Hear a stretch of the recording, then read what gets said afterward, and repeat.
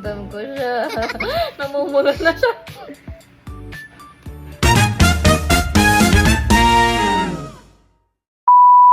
Hi everyone! For today's video, papakita ko sa inyo kung paano natin ma-achieve ang firmer, tighter, and more youthful looking skin.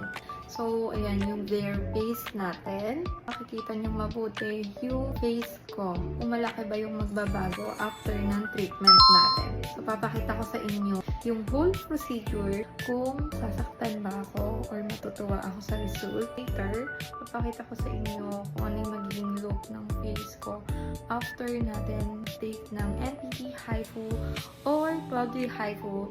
Let's go! Before ang lahat, syempre, kailangan magpa-deep cleansing muna tayo. So, dito, ginawa sa akin is yung Hydra. Ano ginawa mo sa akin, ate? After nun, babad na lang anesthesia.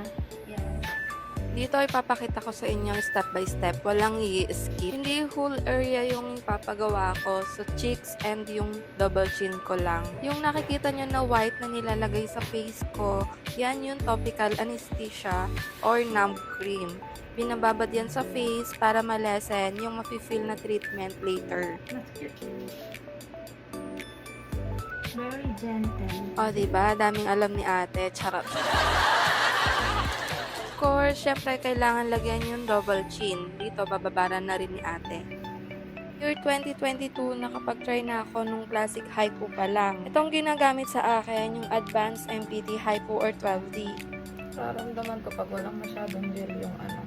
Ginusto mo yan, girl, kaya tiis-tiis. Para no pain, no gain. Oh, ha? May sakit siya, pero hindi ganun OA yung Asan sakit. na? Ayoko, okay na sa akin.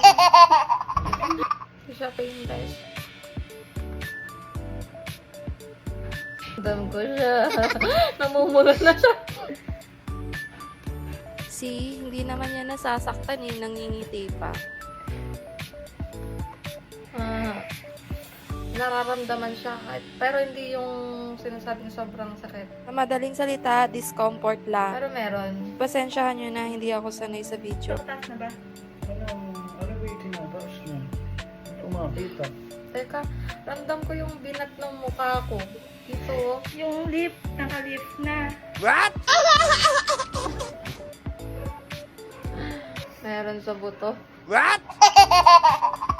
Yung pakiramdam ko dyan parang mild na tumutusok-tusok sa loob or init sa loob ng skin. Hindi siya masakit, more on tolerable discomfort lang. Ibig sabihin, effective yung hypo treatment natin because it stimulates collagen, so after a few weeks, mas lifting at mas firm na yung skin. I believe na si Trusted Artist, dapat alam ko hindi lang yung process, kundi pati yung experience nyo. Kaya lahat ng services namin, na-experience ko Walang muna training. personally.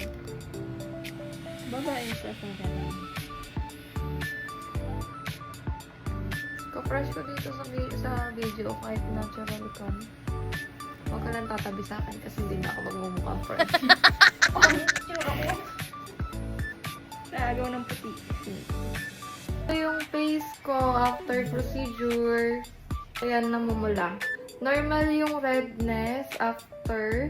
Ito yung shoot ko kanina before tayo magpagawa. So, makikita nyo yung double chin ko dyan. Dito, mas lifted na yung face ko. Unlike dun sa unang video.